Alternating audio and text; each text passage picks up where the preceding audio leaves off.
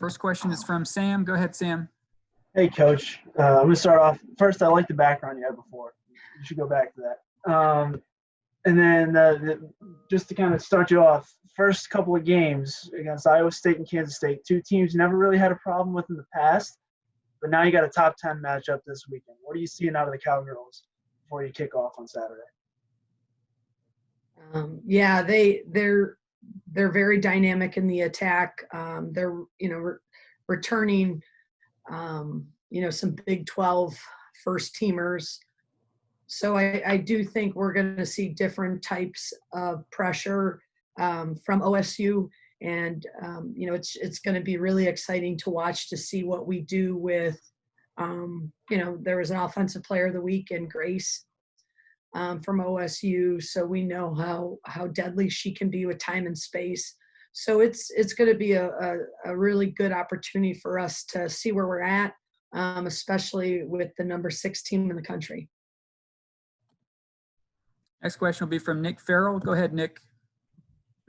Coach, thanks for taking the time to do this with us. I guess on a similar note, what have you learned from your team through the first 2 games, and how different of a measuring stick is that compared to what you might know by now in a normal season? Well, what I know is we went on the road. We played a turf team. We played in a totally different environment, and we controlled what we can control. So I was really proud of what we did at Iowa State. Then we turn around and, we go goal down here at home against, at Dick Delesk. So I was really impressed with how we responded to that adversity with going a goal down. And so those 2 experiences were definitely something we'll look to.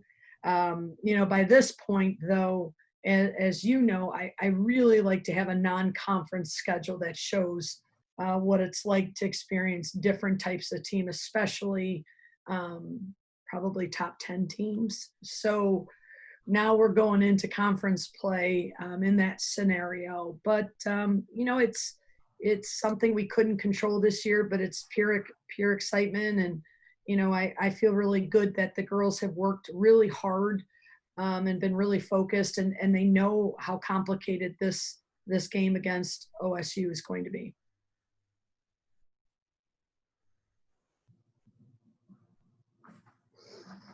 Back to you, Nick. Coach, what about Enzi's play has impressed you in part of that recent game to have 2 goals? Where can she fit into this loaded attack force that you have? I call her the Tasmanian devil. And I said that to her, and I go, that's a compliment, right? I was telling her that's what she reminds me of. I mean, she is, she's a handful. And, her job is to be a handful and to be unpredictable and to finish and to create chances. And, that's absolutely what Enzi has been doing for us. And I was just happy that, she was able to finish those 2. Forwards are pretty tough on themselves. If they don't score, they don't think they had a good game. So I'm just glad that Enzi, was able to score. So that kind of gave her maybe a little bit of confidence that she did her job, even though we know she's been doing it.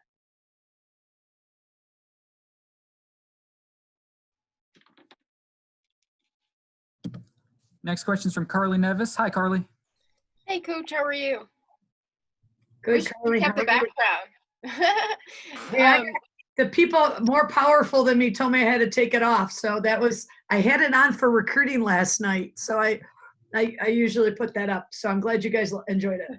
I don't know what the soccer rules are for Oklahoma State for fans wise, but I know for football they're allowed fans. How weird was it not having all your fans at Dick Delesk? And also, is OSU, are they allowed fans on Friday? I believe there is a certain percentage they are. Everything is so fluid, it changes. So I'm not quite sure that exact answer for you.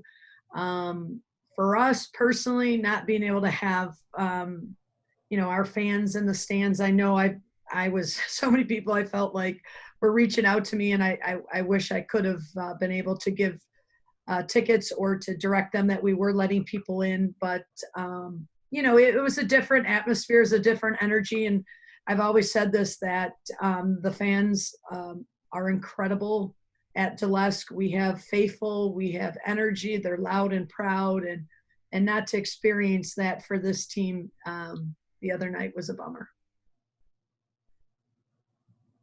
Back to you, Sam. Coach, it's been a couple of years since you guys were back in the top 5, but you finally made it back. How does it feel? What's the mood around the team? Yeah, the mood is if we finished 4 at the end of the year, that's the mood. But it's definitely exciting that our coaches group feel we're worthy of that ranking. We don't want to lose it now. We want to keep it, and we want to keep going forward and just take care of the little things to make the big things happen. And if that continues, we feel that at the end of the year we'll be able to back that ranking. Go ahead, Nick. Coach, questions about 2 specific players. I believe they're both captains for you guys this year. How important is Jordan Brewster's role in your team?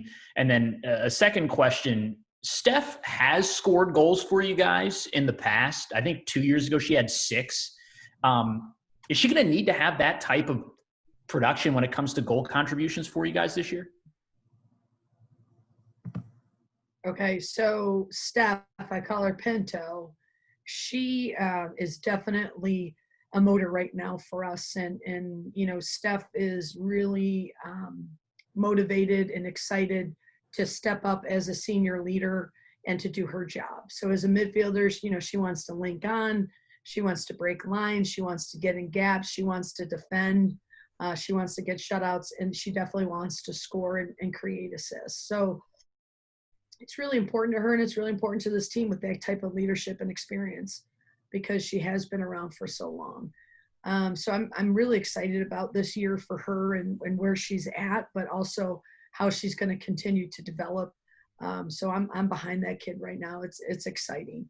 But I think as I approach it with everybody, I think we have a lot of weapons this year. I think Steph is one of them.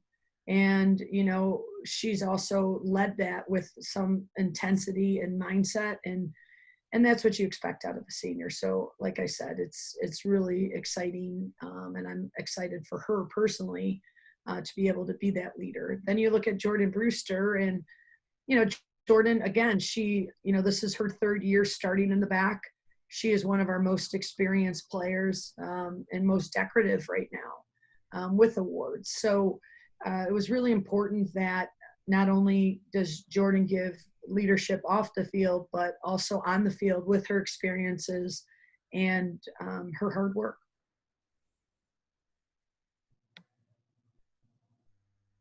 Go ahead, Nick. Okay, so as a follow-up to that, Coach, and I guess I don't mean to put you on the spot here, but you've had a ton of young women come through your program and then go on to play professionally.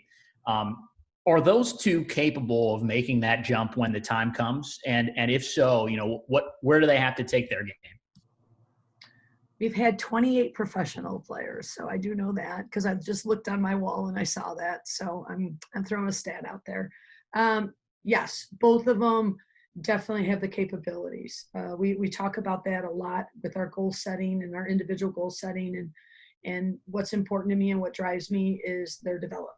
So Jordan will always understand what she has to do in the next couple years to develop and to get to the next level in her game. And Pinto has done that. When Pinto first came in as a midfielder, her strength on the ball, coming from Spain, here she couldn't even really stay on the ball. So that was one piece physically. And then tactically, the speed of play in the U.S. was a lot different. So then tactically we had to make some adjustments. And then technically the kid just kept fine-tuning what she brought to it all. So it's been really fun to be a part of her process and her development. And I will look forward to watching her play professionally. Both of them.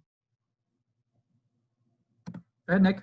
All right, so one more question on the pro subject, Coach. When you're out recruiting, and you've been doing this for nearly 3 decades, is it apparent to you when you see someone in high school, yes, they have the tools to be a professional. Yeah, maybe they're going to be on the fringe, or they're just going to be a really solid player. And is there a certain trait that stands out when you're making that evaluation? So thank you for calling me old. And Not what I meant. I love it. So I know our structure. I know how we can develop players here because I've been here and in this environment for so long. So I do have a very good understanding of what I can do for every individual, and the assessment we're making and how we determine what we forecast is very important to me. And to be as honest about a kid's college career is so important. But what I can tell you is the X factor. So the X factor, like every, coach will say, they got it, they got this X factor. And that's what I don't know until they come. So I think I could do all the assessment. I could say, hey, tactically, technically, physically, these are the things that I think you can do as a pro. Now it's that X factor. It's the mental piece. So you show me what you're able to do, or, we really have to get after that piece for that next level.